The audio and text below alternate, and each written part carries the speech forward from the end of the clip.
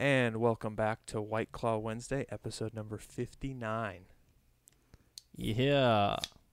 Ooh, dang, I got a little spray on the wood floor there. All right, digital cheers, Ryan. Digital cheers. Cheers up, brother. Oh, Ice cold over here. same. Ice cold. Ice cold ruby grapefruit. I'm actually, Oh, I got- ice cold ruby grapefruit. I got 2 ruby grapefruits today. Not my personal Nice. choice, but, those are just the 2 that I grabbed, so going with it. And you got to give love to all the, I don't All the discriminate when it flavors. comes to White Claw. I mean, I don't discriminate in general, but especially not when it comes to White Claws. Exactly. Well, Ryan, a lot. What you got? You got something for me? Yeah, what I got for you is, I think it's looking like it's going to be the Brooklyn Nets winning the NBA championship this year. You think so? Because they beat I the really Lakers? think so. Not only did they beat the Lakers, but they also beat the Clippers, and then they were down by 21 to my team, the Suns, at half. The Suns scored their most points in a half on Tuesday night. Let's see, what Tuesday was that? I'm trying to do the math right now. 14, 23rd, Tuesday. The 16th. Tuesday, February 16th. Mm-hmm. The Suns scored 75 points in a half. Set a franchise record. And the score is 75-54. They're beating the Nets. Now, mind you, the Nets are missing both Kevin Durant and Kyrie Irving, two of their superstars. So it's just James Harden. And the Nets are able to come back from 21 down in the second half, and they win by 4. It is impressive. And James Harden had like 38, and he was just draining threes when it mattered. And I'm watching this, and I'm just thinking, and then I watched them go on to beat the Warriors. I mean, well, they beat the Warriors before the Suns, and then they go on to beat the Clippers, and then go on to beat the Lakers. And I'm realizing, I'm like, man. Mm-hmm. And in all those games, they didn't have Kevin Durant. So it's like, if they have everybody, all 3 of those guys, they're unstoppable. And their bench, too, is strong. They have good bench players, and Well, they have DeAndre Jordan too, right? they have that's And that's he's what I'm underrated. excited for. Like, people forget he's on the He's Nets. underrated. He's underrated good. because he's so massive that he's always a presence down low in terms of dunking and blocking and defending.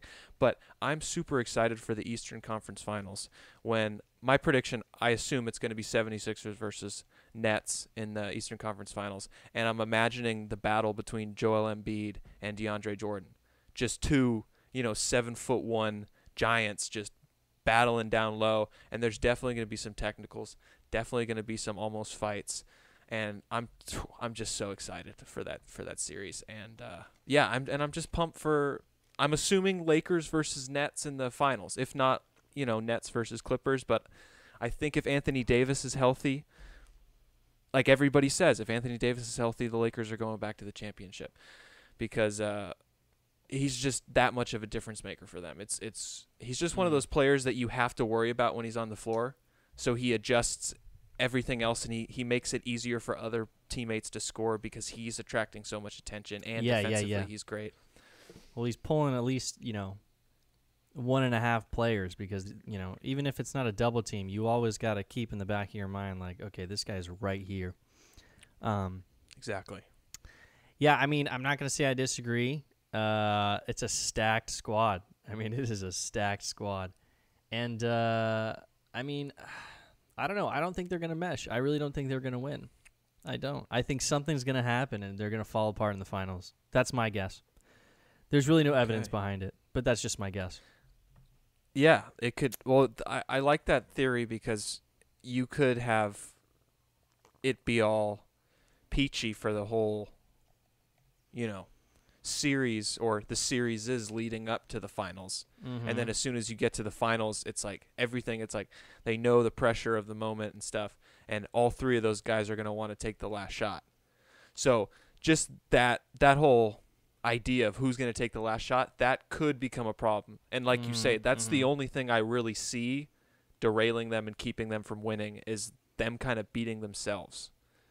Yeah, and I don't think this is a long-term team. Like, I mean, we've touched on it before, but I don't foresee a situation where they're all,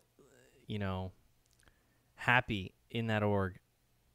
I just don't see it. They're too good. They're all too good. They're all shooters. They all want the ball. Yeah. Talking about Kyrie, Kevin Durant, and James Harden, of course. I don't foresee it. But I mean, it worked out at Golden State for those 2 years where they had Clay, Curry, and Kevin Durant, of course. So we'll see. But I don't know. I mean.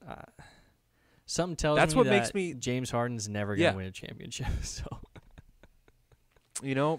I think there's people who either believe that is true or just want it to be true.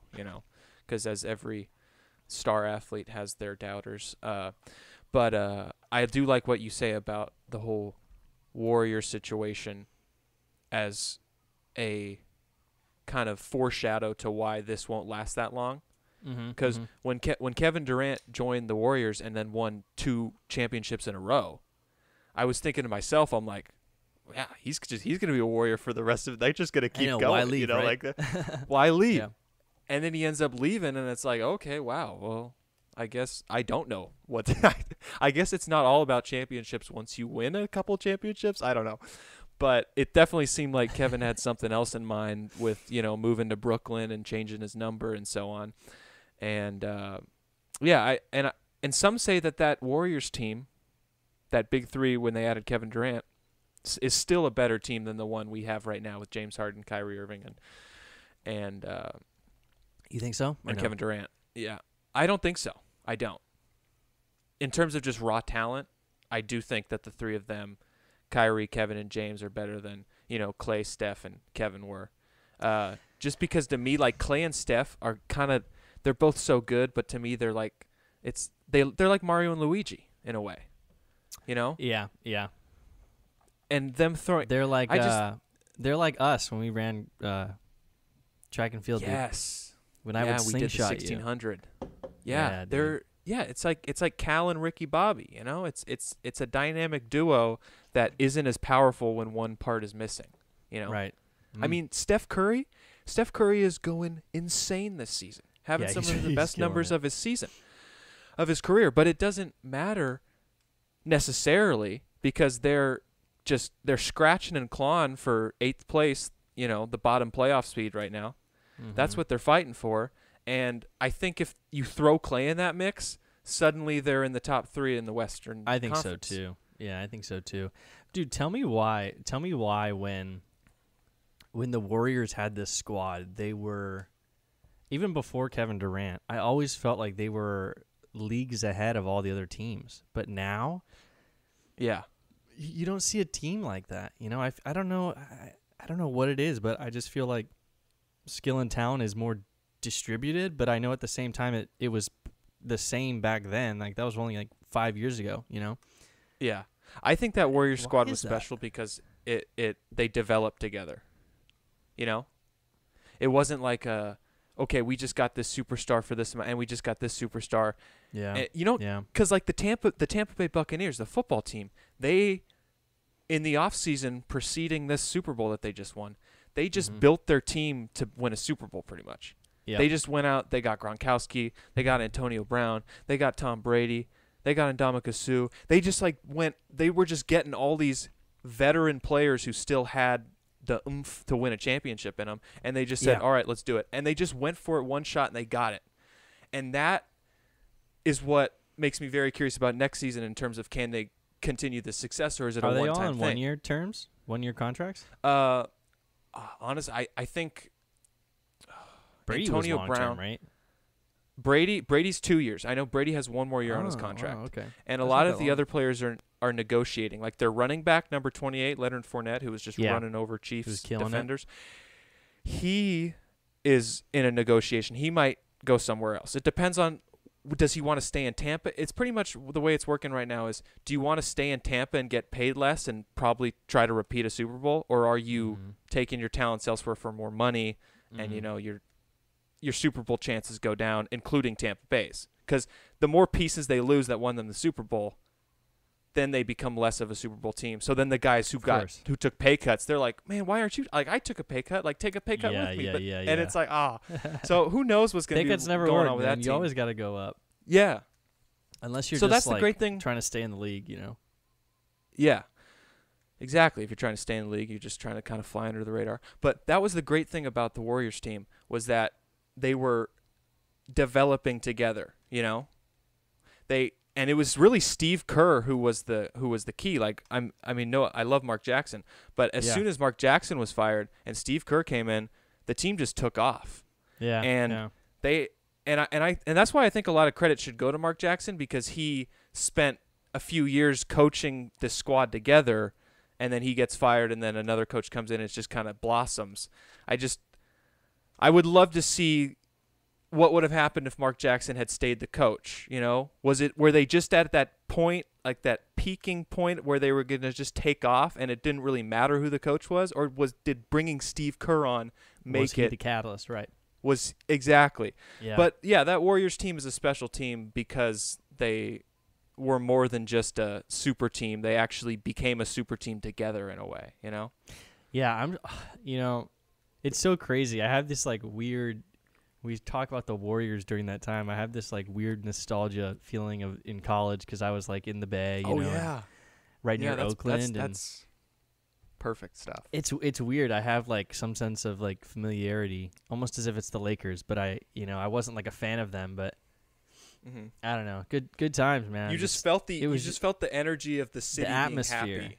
Yeah. Everyone was just hyped. The team was so good, dude. They went. What did they go? 73 and 3. 73 and 9. Some crazy number. Yeah. 73 and 9. Yeah. 73 and 9. Apologies. Yeah. In 82 game season, that's the regular NBA season, and they didn't even lose 10 games. Incredible. And they didn't win the championship. And they didn't. And dude, there's nothing. See, that's what's. And talking about the Warriors dynasty is incredible, because they could have had 5 championships in a row. Yeah. And circumstances kept them from that. Choking a 3-1 lead in 2016 off the 73 and 9 season. That was bad. That stings so bad. And then 2019, you have, Kevin Durant and Klay Thompson get injured. Yeah. And the Raptors win their first championship. So I still can't wrap my head around, and it kills me to this day, how the Cavaliers were able to come back from 3-1. Like LeBron. I mean, all power to him. Well, Kyrie hit that 3. Kyrie was a big player. That iced the game. But LeBron was huge too. But LeBron put was any just other player huge in as Kyrie. LeBron's place, they weren't doing it. No way. That's true. I agree with you. Yeah. No way. And I think Kyrie in that situation, you could have maybe interchanged him with someone else, Someone who was just as good as him in a way. Yeah. Yeah. Just given, like, had it been like Dwayne Wade in his prime or something like that, he could have hit that shot or something. Just like how LeBron got to play with Wade and win 2 championships with him in Miami. Yeah, LeBron's so good, and he becomes greater when you give him better players to play with. I mean, that's literally any good player or any player at all. But I think it's especially the case with LeBron. Yeah. Because LeBron will always be great. But it wasn't until he got put with Bosh and Wade that he won championships. And he didn't make the playoffs with the Lakers without Davis. And then Davis joins, and boom, he's won the championship. And now we already see them struggling without Davis in the last couple games. Yep. So, and did you see the end of the game against – oh, my God, now I can't think of who it was. LeBron passed up the game-winning shot. I didn't see this, no. It's killing me. I can't even think of who they were playing. I think it was the Nets. Was it the Nets? Well, there was definitely not a game-winning shot against the Nets. They're definitely okay. I'm gonna have to look this up, because this was. I think they lost by 10. He was double teamed, mind you, but LeBron still could have taken a couple dribbles and pulled up. I mean, he passed it to Alex Caruso for the game tying shot, and Caruso missed it, and then that was the end of the game. It was the Heat, the Miami Heat. Yeah.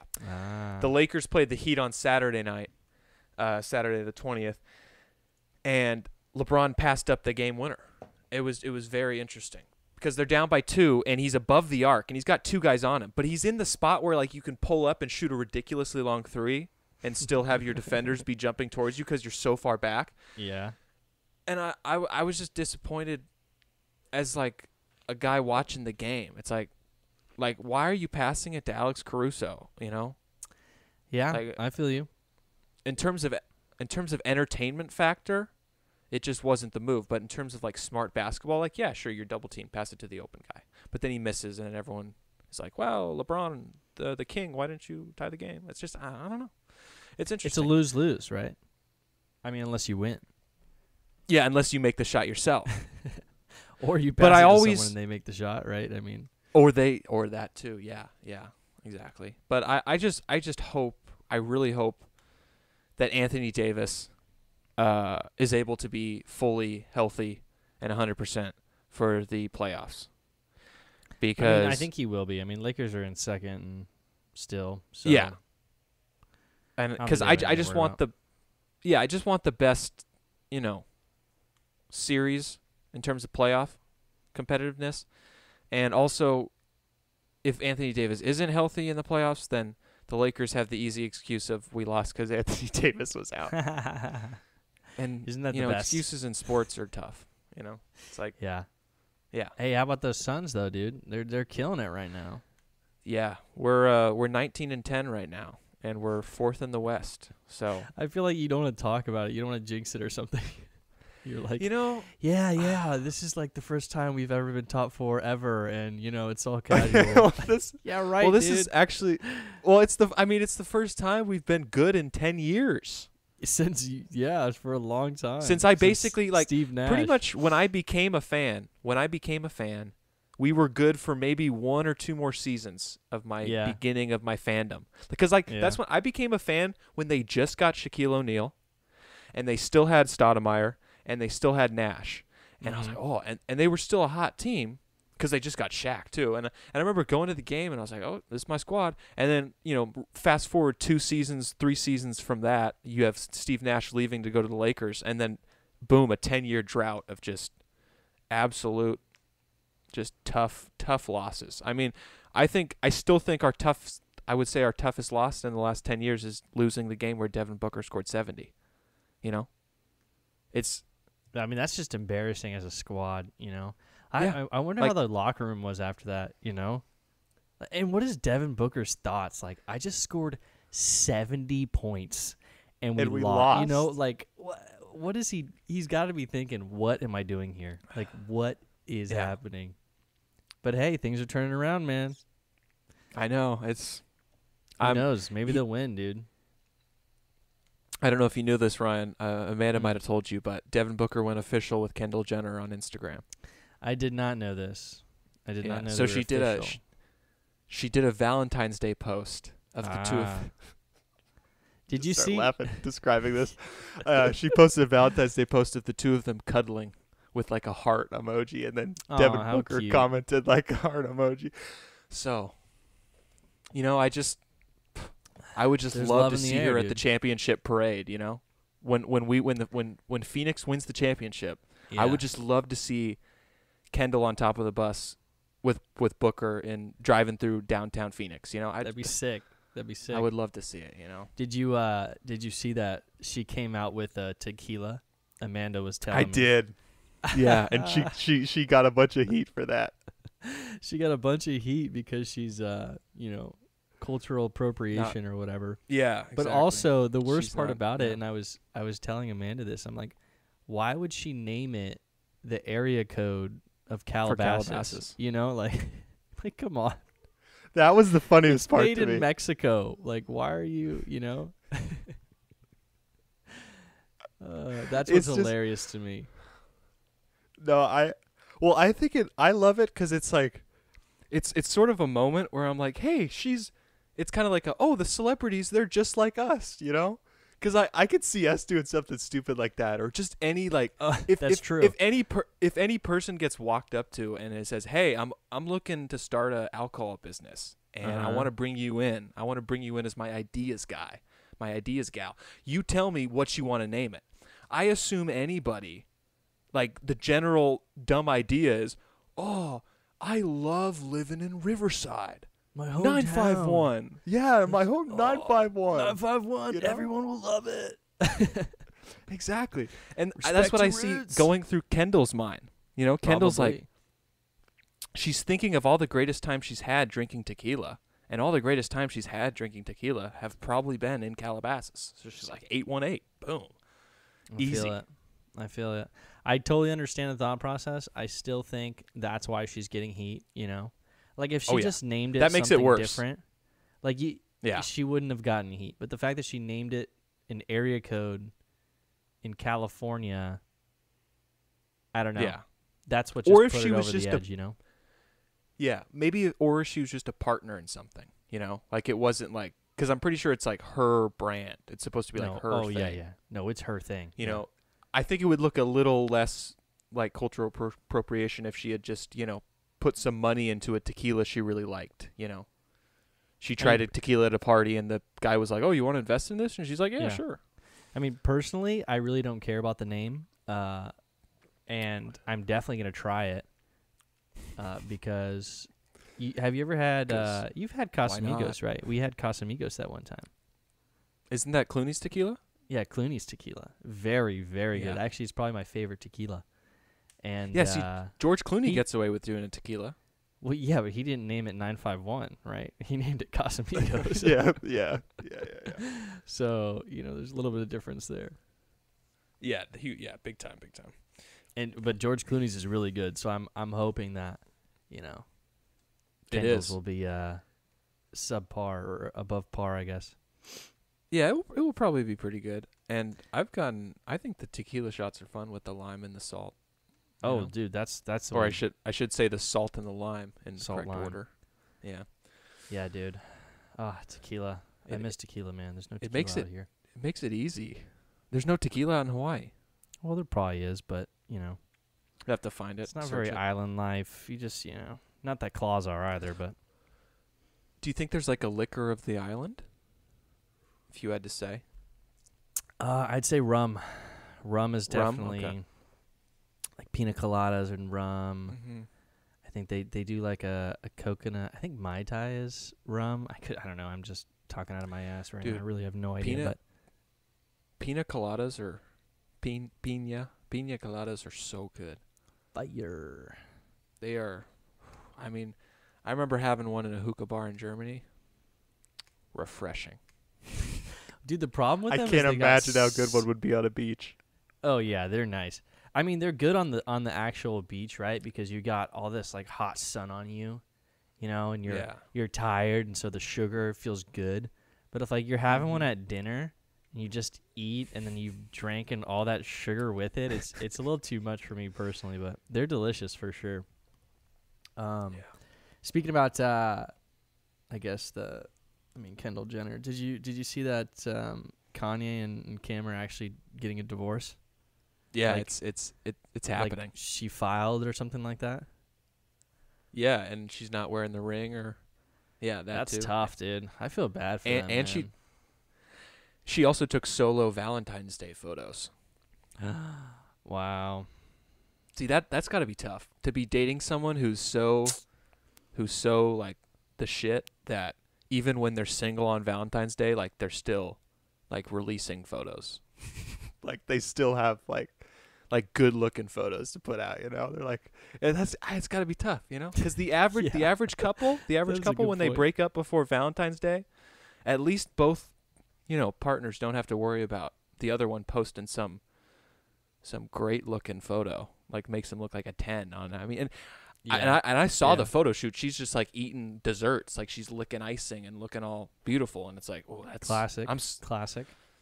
And Kanye's, you know, hiding away in Wyoming. I mean, the album better be great. That's all I'm saying. I bet it will. I feel like he meant. I gotta say, I really feel like it's on him. You know, I feel like he dropped the ball on this one. Oh, he definitely dropped the ball on this one for sure. It's definitely on him. Like we can't be hating on Kim anymore. Oh no, but I mean I'm not even gonna try to give hate to. I will say that it is on Kanye with the whole breakup, just from a outsider reading the tabloid view in terms of, the You don't presidential. have Kanye on speed dial?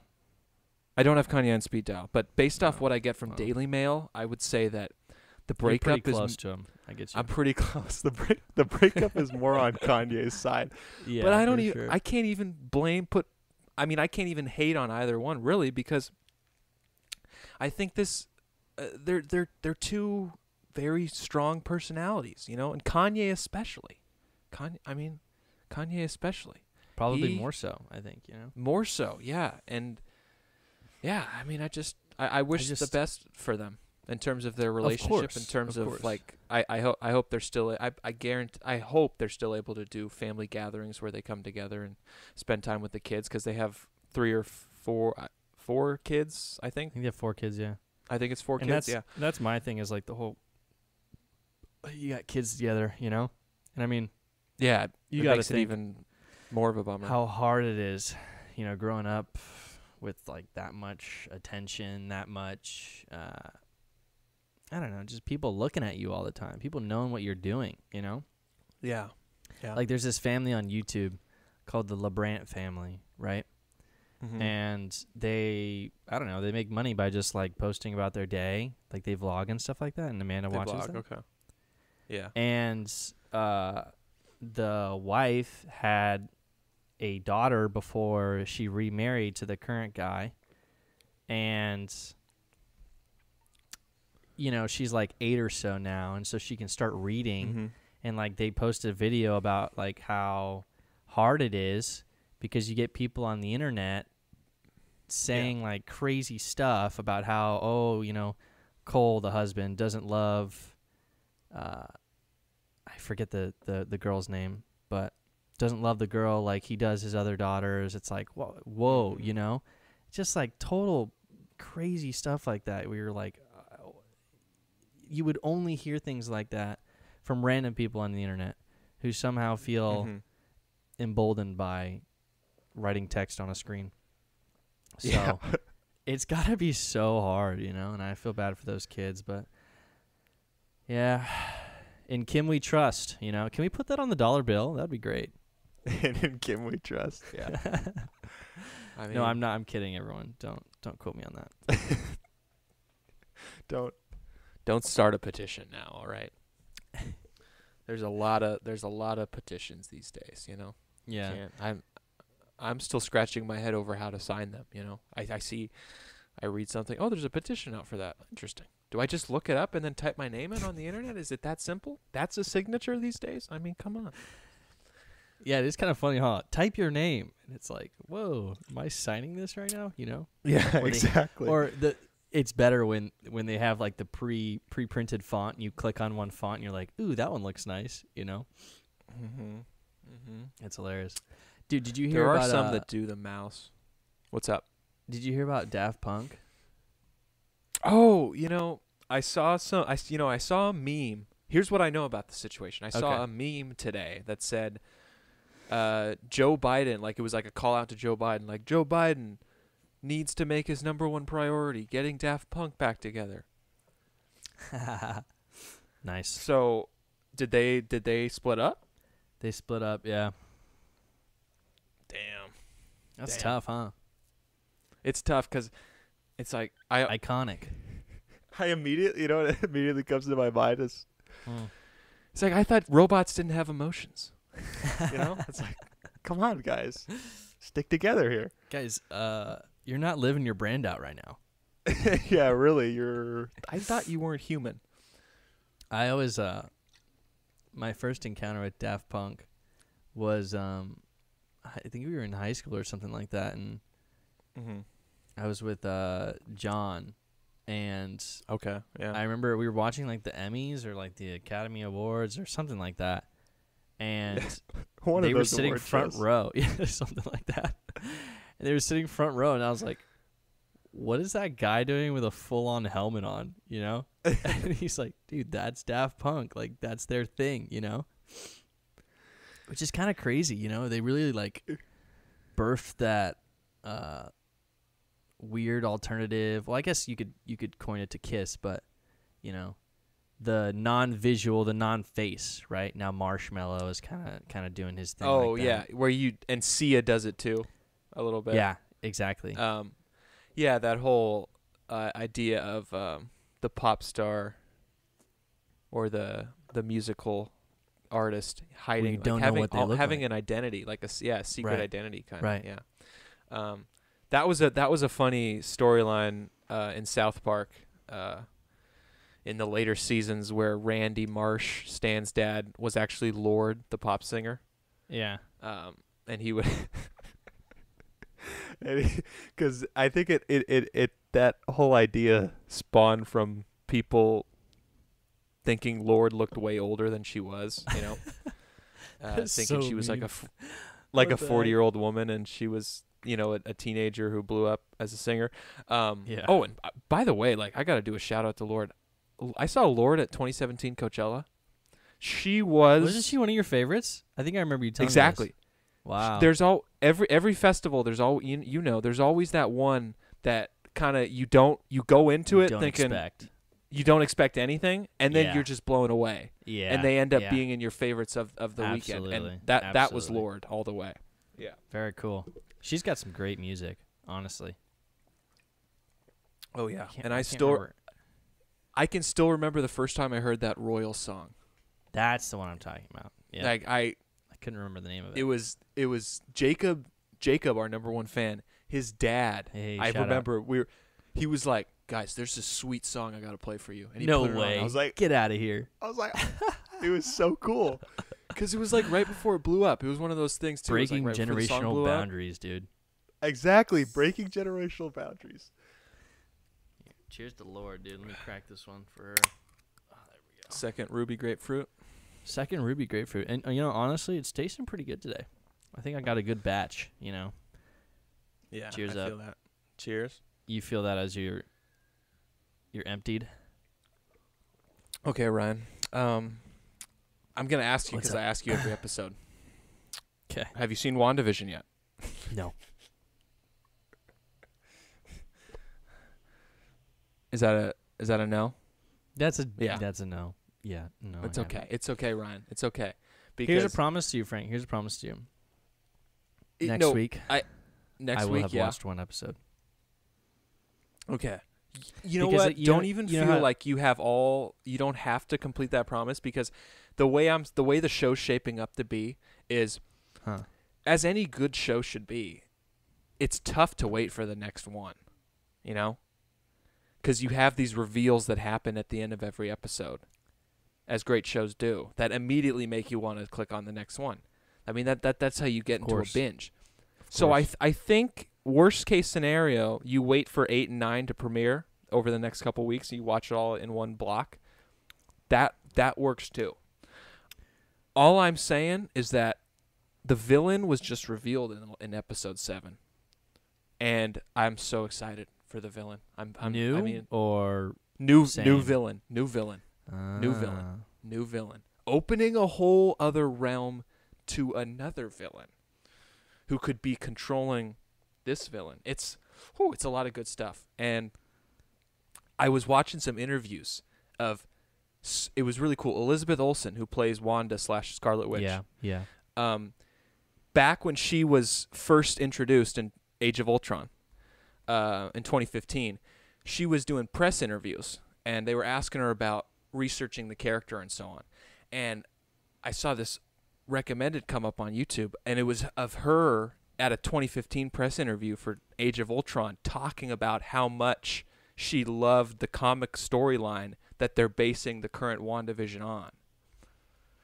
So it's cool to see like her get all giddy about something, and then now fast forward 6 years from that point, and she's getting to do it, which is why I think it's her performance especially is great, because she's really loving it and she's about it, and that's why the show has been so good. So that was just Right a cool, on. fun little thing, and again that just goes to show you Marvel is like a fan in itself. The people running the show, they're fans too. They get what we want.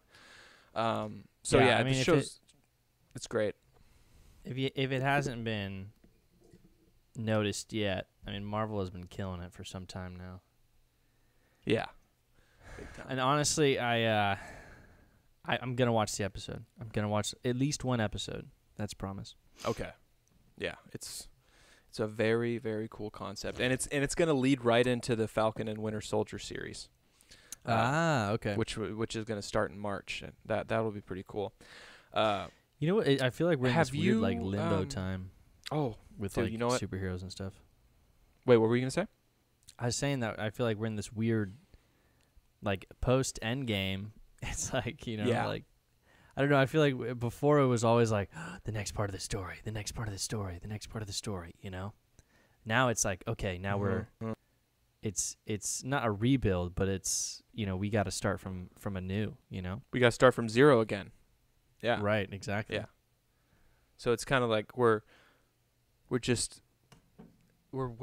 waiting to find because I remember at the end of Avengers when Thanos is revealed. The first Avengers movie. It was kind of like, oh, so this is, and they put him in the back of our mind as they continued on through the series. So I'm waiting for that, like the cutscenes. I'm waiting for that moment, the new moment, like who's gonna be the new guy? Who are we working towards now? I wonder how similar it's gonna be. Yeah. Like, I wonder how they're gonna structure it. Are they gonna do another whole like Avengers 1, 2, 3 type thing? I don't know. I'm curious, Yeah, it's a good question, especially with the way the pandemic is and movie theaters and then the Disney Plus series, and now that the Disney Plus series are going to be directly linking in with the movies, but the Marvel's movies are so big and they cost so much and they want to get the box office. It's like, when are they going to feel comfortable releasing a movie? Because we still haven't gotten Black Widow. And yeah, I was gonna ask. Can they just what is the like why? I guess why would they want to release it early? Like how Tenet got released. Like why would they want to release Black Widow early? I guess to meet the timeline, right? But I mean, is it costing them money just waiting? Yeah, it is costing them money waiting. Because you think about it like this. Every time you see a commercial come on TV for a movie, that commercial's been paid for. And Tenet is an example of that, and so is Black Widow. Because I can remember the commercials for Black Widow dropped off the face of the earth as soon as the stay-at-home order hit in March of 2020. Completely disappeared. And then you had Tenet having previews and stuff during the beginning of the lockdown and a few months after March. I remember we saw advertisement for watching a UFC fight, one of the first Abu Dhabi Fight Island UFC fights. So that's an example of them. That's Warner Brothers rebooting their commercials for it. They had to redo a commercial run for the thing. So the idea of they're it is losing all their advertising. Yeah. So they spend advertising to advertise the movie before the pandemic happens, and then the pandemic happens and they're scratching their heads, when do we release this? And then they pick a release date, and then they have to start a new ad campaign for it with new dates and stuff, paying more money. So the idea of it, the more you hold on to the movie, if you're just holding on to a movie, you're eventually going to have to spend more money if you want to make money off the movie. I get what you're saying. Yeah. So that's why I think that's why they've pretty much gone radio silent on Black Widow, because they're not trying to put out a trailer for it's coming out in theaters this day, because we're still up in the air. Yeah, we're up in the air on what theaters are going to be open and not. And so that's the big reason why on that. It comes down to marketing and how much you spend on advertising the movie. Yep. Which is why Warner Brothers releasing their movies on HBO Max at the same time that they're in theaters in states and places that allow theaters to be open is interesting. Because I don't know. It's a smart move, though. How much money they're going to lose. A great example is Godzilla versus King Kong is coming out in March, at the end of March. And that's a movie that's a cool probably $500 million that they spent on that in terms of making it and advertising it.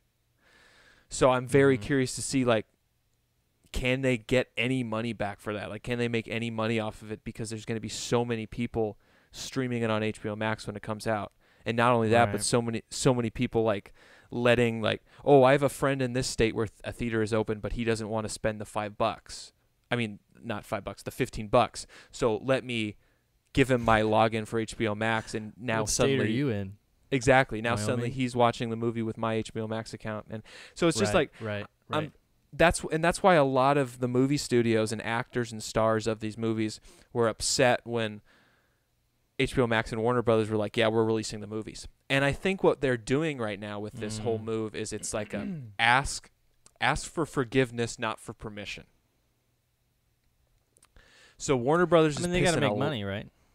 Yeah, they're pissing a lot of people off, and there's going to be repercussions from the decisions to release all these movies on streaming services at the same time as theaters, just because of how many people are involved and all these different contracts that have clauses regarding box office stuff. Right. So Warner Brothers is just saying fuck it right now, and then they're like, we're going to deal with the fallout pretty much. And I'm assuming they're in the midst of that, in the heat of that, as they've already had a few releases come out on HBO Max along with the theater release. So yeah, they're already dealing with that. But I see this becoming a trend more and more, though, because if this pandemic doesn't go away completely for the next few years, then I can see a lot of movies coming out in the streaming service at the same day they come out in the theater. And I mean, if the pandemic isn't over by 2022, which is crazy that I'm saying that, like it's insane. I mean, I think we're going to have some serious problems. I mean, you got to think we've been at home for over almost a year now. Almost an entire year. Some of us a year. I've been at home for over a year because my work shut down early. I mean, I don't foresee a situation where small businesses can keep going. I mean, the debt that's growing up for, people who, if you can't pay your rent right now and you're just cashing in on that forgiveness or whatever's going on, it's not forgiveness. It's more of a postponement. I don't know how. I mean, how are you going to pay that off? Yeah. So, I mean, we're going to have some serious problems, man. We're going to have some serious problems. And then, we haven't even started vaccinating. Like, we haven't even gotten finished with school teachers. Yeah, true. Like, we still have some medical staff. We still have school teachers to vaccine. I mean, it's almost March, man. It sucks. I don't know, dude. I don't know. Like, I'm worried about my wedding right now. I'm worried about my wedding, which is in over a year, which is in a year and 2 months. Yeah, I've been thinking about that too. It's like, are people just going to be in like, I feel like we're going to get to a point where we've vaccinated everyone that we need to vaccinate in terms of, mandatory or frontline workers. And then we're going to get to a point where it's just sort of open to the public, open to, people between 20 and, 40 or whatever, the age bracket is. And people are just going to be like, well, I've been living like this forever. So like, why do I, this is just how it is now, and there's not going to be a push to like get back to, I guess, going out and doing your thing. I mean, I feel like it needs to be almost like a cultural shift, It's like everyone's afraid of the virus, but now, like we've spent 2 years or a year, and it's going to be 2 years scaring people of the virus, and now we're going to have to convince people that you shouldn't be scared of the virus because of X, Y, and Z, right? Herd immunity, vaccine, whatever. I don't know, man. I don't know. I don't see how this is going to turn out good. Not that it is good right now, but. Isn't it? It's such a. So weird. It's such an event. Yeah. Historic, dude. You think of. We've been alive for, 23, 24 years, and I couldn't remember a thing up until this that was the world. Like everybody, you know? Yeah. No, you're Like, right. Everything changing. Just whew, it makes it almost feels as if like there's just a big line drawn in everybody's story. Like if you took everybody's life, that everybody who's alive right now, and you know Mm-hmm. made it a line, Mm-hmm. you would just have this big old whew, just big old gash going through the line. That's just like a separation of like before pandemic and after pandemic. Right. It's like Or like because a huge sway, you know? yeah, huge sway. Because I can close my eyes and think about being squished in by thousands of people at a music festival, Yeah. and having someone's mouth breathing down my neck, you know, right behind me and stuff like. Yeah. And not thinking that it's weird or off or I should be worried at all. Like not even crossing my mind. Yeah. So it's just it's and that's the other thing. I'm sitting outside dining at Yard House yesterday, and I noticed an Nice. I noticed an advertisement for extra gum. And the advertisement for extra gum is get rid of that mask breath, and it shows like an emoji face with a mask on it. And I've already had many of those moments during the pandemic where I just see like an advertisement related to the pandemic, and I'm just like, we're in it. Like this like is there's no returning, right? Like this exactly. That's what it like. feels like. I feels like, damn, we're not going back, are we? It's like, damn, dude. I've seen ads like that too. I've seen people change the like decal on their like small business cleaning thing going on, and they're like COVID killers, like this and that, and it's just like, wow. Yeah. Like this is not going away, you know? Yeah. It's insane, man. It's insane, and I don't know. Yeah. And And like, is the economy gonna keep going? Like, how yeah, long that's can a we good do question this? too. I mean, small businesses are dying left and right. I mean, you know, people's tendencies when something like this happens is big business, Amazon, Walmart, those type of things where they can go, you know, one-stop shop. They get everything they need and they go back home, right? I mean, and that's what happens when you scare people into thinking like, you know, they could die, and they could. You know, it's not a false statement, but I don't know. I am worried about how we are gonna go about this. You know, it's like we have to, like, once we're at that point where herd immunity is you know, somewhat of a safe bet, right? There's enough people vaccinated that it can't, you know, keep being transmitted.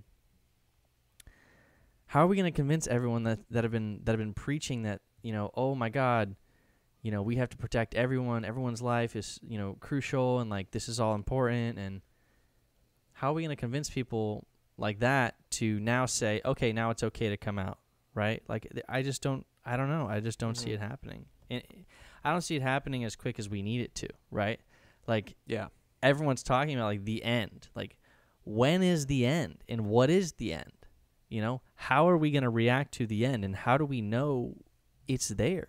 You know, is it because the CDC says so, or is it because people finally, the cultural shift happens, right? And how long does it take for a cultural shift to happen?